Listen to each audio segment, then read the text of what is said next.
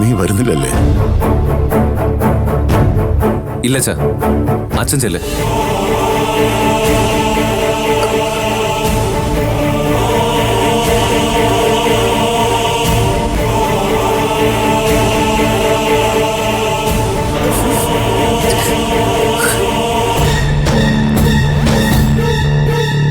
മോഹിനി വാ.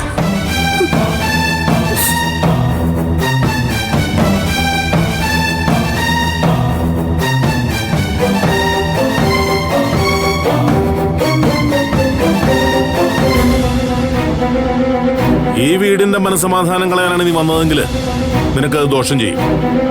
നീ ഇങ്ങോട്ട് വന്നേ മോളെ, മോളും വാ.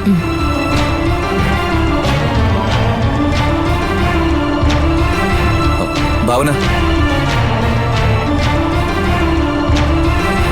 മാനസ നിങ്ങളോടൊക്കെ കള്ളം പറഞ്ഞതാ. എന്റെ കുഞ്ഞ മാനസയുടെ വയറ്റിലുള്ളത്. എന്നെ ഒന്ന് വിശ്വസിക്കേ. പരിശുദ്ധമായ ഈ വേഷം ഇട്ടുകൊണ്ട് കള്ളം പറയുന്നത് നീയാ. എന്തായാലും നീ ഇവിടുന്ന് നേരെ ചൊവ്വേ പോകുന്നു തോന്നുന്നില്ല.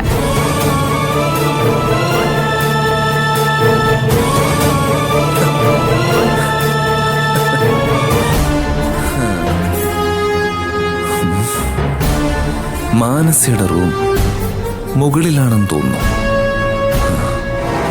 അവളോട് പോയി ഒന്ന് സംസാരിച്ചാലോ? പോയി നോക്കാം.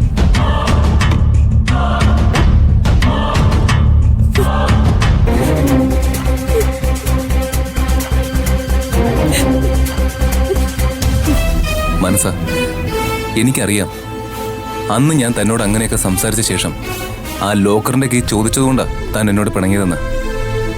നോക്ക്, സത്യമായിട്ട് ആ കീ ഞാൻ തന്നോട് ചോദിച്ചത് മറ്റൊന്നും കൊണ്ടല്ല. ആ കീ തിരികെ കൊടുത്തിട്ട് എനിക്ക് തരാമെന്ന് പറഞ്ഞ കാശ് വാങ്ങി നമുക്ക് എവിടെയെങ്കിലും പോയി സുഖമായിട്ട് ജീവിക്കണം.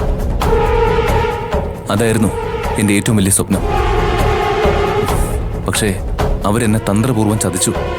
എന്നെ അപായപ്പെടുത്താൻ നോക്കി. അവിടുന്ന് ഞാൻ കഷ്ടിച്ചാ രക്ഷപ്പെട്ടത്.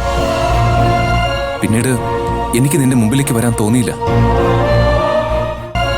ഇപ്പൊ ഞാൻ എന്റെ തെറ്റുകൾ മനസ്സിലാക്കുന്നു. തന്റെ വില ഞാൻ മനസ്സിലാക്കുന്നു. അതുകൊണ്ടാ ഞാൻ തിരിച്ചു വന്നത്.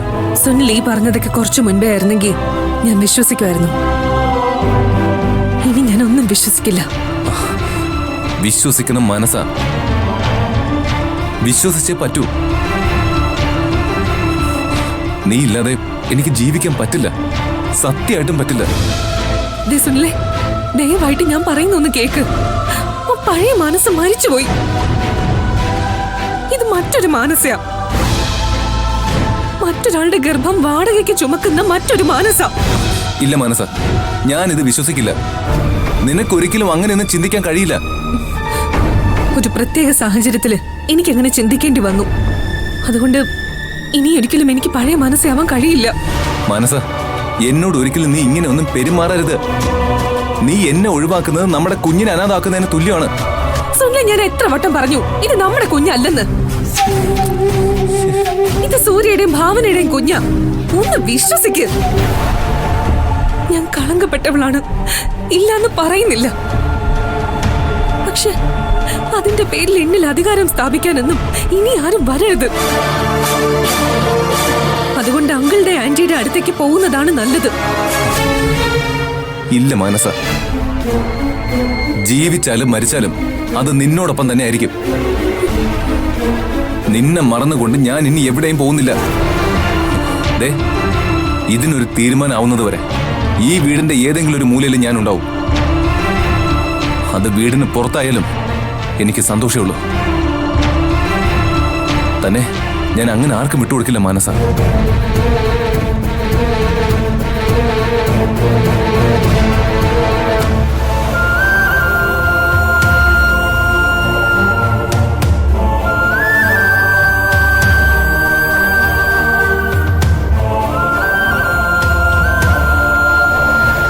മോള് തന്നെ പറ.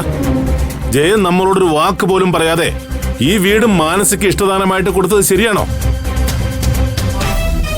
എന്നോട് ആന്റി പറയേണ്ട കാര്യമൊന്നും ഇല്ല ആന്റി. പക്ഷേ അങ്കിളിനോട് സൂര്യയോടും പറയണമായിരുന്നു. ഞാൻ പറഞ്ഞില്ലേ, സംഭവിച്ചു പോയി. എന്റെ അപ്പോഴത്തെ മാനസികാവസ്ഥയിൽ ഞാനങ്ങ് ചെയ്തതാ. ഇനിയിപ്പോ സംഭവിച്ചു പോയില്ലേ, അതങ്ങനെ അങ്ങ് വിട്ടേക്കങ്കൾ. മാനസിക്ക് എന്തായാലും ഈ വീട് കൊടുക്കാന്ന് നമ്മൾ പറഞ്ഞതല്ലേ. അതേ മോളെ, അതുകൊണ്ട് തന്നെയാ ഞാൻ ഇത്രയും ധൈര്യമായിട്ട് അതങ്ങ് ചെയ്തത്. ഇതിലും വലിയ പ്രശ്നം ആന്റി, ആ സുനിൽ ഈ വീട്ടിൽ നിന്ന് പോവില്ല എന്നും പറഞ്ഞു നിൽക്കുന്നത്. അത് നമ്മൾ നിസ്സാരമായിട്ട് കാണണ്ട. ആര് പറഞ്ഞിട്ടാ സുനിൽ ഇവിടെ വന്നേന്ന് എനിക്കും അറിയണോ ആന്റി. അതറിഞ്ഞാലേ ചില കള്ളക്കളികൾ പുറത്തു കൊണ്ടുവരാൻ പറ്റൂ. എന്തായാലും സുനിലിനെ വീട്ടിൽ താമസിപ്പിക്കാനൊന്നും പറ്റില്ല ഭാവന. അതെന്റെ ഉറച്ച തീരുമാനം തന്നെയാ. അതെ അങ്കിൾ, അത് തന്നെ എന്റെ അഭിപ്രായം. മാനസ് തന്നെ ആലോചിച്ചൊരു തീരുമാനം എടുക്കട്ടെ. അവൾ എന്ത് തീരുമാനം എടുക്കാൻ? പറഞ്ഞ അനുസരിച്ചില്ലെങ്കിൽ നമ്മൾ അവനെ പിടിച്ചങ്ങ് പോലീസിൽ ഏൽപ്പിക്കും, അത്ര തന്നെ. അതെ മോളെ, ഇനി അങ്ങനെ ചിന്തിച്ചാ മതി. ഏയ്, അത് പാടില്ല അങ്കിൾ. ഒന്നാമത് സുനിൽ ഇവിടെ വന്നത് എന്തോ ലക്ഷ്യം വെച്ചാണ്. അതുകൊണ്ട് നമ്മൾ ബുദ്ധിപൂർവം വേണം അവനെ നേരിടാൻ. അല്ലെങ്കിൽ അവൻ ഉള്ളതും ഇല്ലാത്തതും എല്ലാം പോലീസിനോട് പറഞ്ഞ് ഈ സംഭവം കൂടുതൽ കുഴപ്പത്തിലേക്ക് കൊണ്ടുപോകും. അങ്കിളെ, അവനൊന്നും നഷ്ടപ്പെടാനില്ല. പക്ഷെ നമുക്കങ്ങനെയാണോ? അല്ലെങ്കിൽ തന്നെ സുനിലിനെ കാണാനില്ലെന്നും പറഞ്ഞ് കേസ് കൊടുത്തിരിക്കുന്നത് സുനിലിന്റെ അച്ഛനും അമ്മയല്ലേ. അവര് തന്നെ പോയി കേസ് പിൻവലിക്കട്ടെ. പിന്നെ എന്ത് ചെയ്യണമെന്നാ മോള് പറയുന്നേ? ഇവിടെ നിന്നും അവനെ വളരെ തന്ത്രപൂർവ്വം ഒഴിവാക്കണം അങ്കിൾ. എന്നാൽ മാത്രമേ നമുക്ക് സമാധാനം കിട്ടൂ. ശ്ശോ, ഇതിപ്പോ വലിയൊരു തലവേദനയാവുന്ന തോന്നുന്നു. അതിലൊരു സംശയം വേണ്ട ആന്റി. അവനെ ബുദ്ധിപൂർവ്വം വേണം ഇവിടെ നിന്ന് ഒഴിവാക്കാൻ. ശ്ശോ, നീയാണോ ഈ തലവേദന ഉണ്ടാക്കി വെച്ചേ? ആലോചിക്കേ, എന്നിട്ട് എന്ത് വേണമെന്ന് തീരുമാനിക്കേ. മാറിക്കങ്ങോട്ട്. പോവാ. കണ്ടോളെ, അവക്കറിയാം ഇതെല്ലാം അവളുടെ ബുദ്ധിമോശം കൊണ്ട് മാത്രം സംഭവിച്ചാണെന്ന്. പക്ഷെ അവക്ക് അംഗീകരിക്കാൻ പറ്റില്ലല്ലോ. സൂര്യ ഈ വിവരം അറിഞ്ഞ ആകെ ദേഷ്യത്തിലാങ്കിളെ. അതെ, അവനും കൂടി ഇവിടെ വേണം മോളെ. എന്തായാലും ഞാൻ അവനെ വിളിക്കാനായിട്ട് അങ്ങോട്ട് വരാം. നിന്റെ ആന്റിയെ ബോധ്യപ്പെടുത്തണമല്ലോ. ഇന്നത്തെ കാലത്ത് വിവരവും വിദ്യാഭ്യാസമുള്ള നമുക്ക് തന്നെ ഇങ്ങനെയുള്ള അബദ്ധങ്ങൾ പറ്റുന്നുണ്ടല്ലോ മോളെ. വരട്ടെ അങ്കിൾ. എന്തായാലും സുനിൽ തിരിച്ചു വന്നതോടെ മാനസിക അല്പം ആശ്വാസമായിട്ടുണ്ട്. ഇല്ലെങ്കിൽ നമുക്കതൊരു തലവേദനയായി നിന്നേനെ. അത് നേരെ മോളെ. ഒരു ഭാഗത്ത് സുനിലിന്റെ ഫാമിലി, മറുഭാഗത്ത് പോലീസിന്റെ ഇടപെടല്ലേ. ഇത് രണ്ടും ഒഴിവായല്ലോ. അങ്കിളെ, എന്നാ പിന്നെ ഞാൻ അങ്ങോട്ട് പോയിക്കോട്ടെ. സൂര്യോട് പോയി വിവരം പറയട്ടെ. ഇപ്പൊ മോള് ചെല്ല്. അതെ, അവനോട് പറഞ്ഞേക്ക് ഞാൻ വരുന്നുണ്ടെന്ന്. ശരി അങ്കിൾ, ഞാൻ പോവാ. ശരി മോളെ.